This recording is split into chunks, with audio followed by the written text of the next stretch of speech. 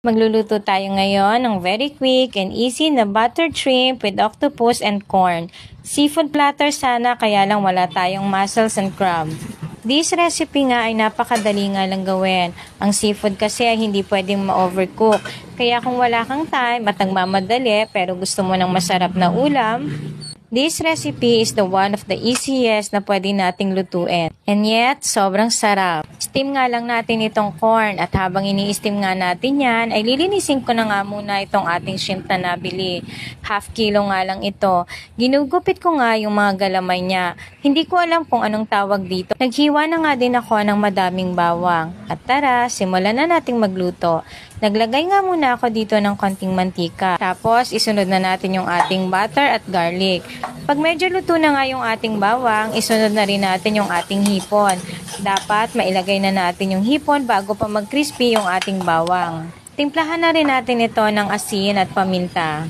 At kapag medyo luto na nga yung ating hipon, ay pwede na nating isunod yung ating pusit.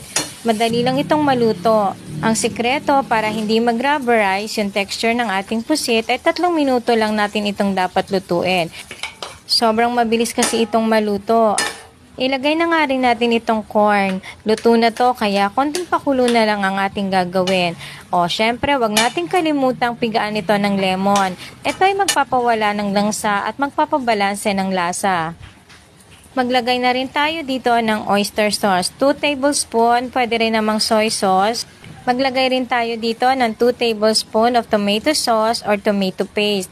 Haluin lang natin ito ng mga 1 o 2 minuto pa. And tada! Meron na tayong masarap na ulam. Very quick and easy, yet sobrang sarap. Salamat po sa panunood at kung nagustuhan nyo po ang video na to ay paki-share, like, and follow me po for more masarap na lutong bahay. See you po on my next vlog. Happy cooking everyone! Bye!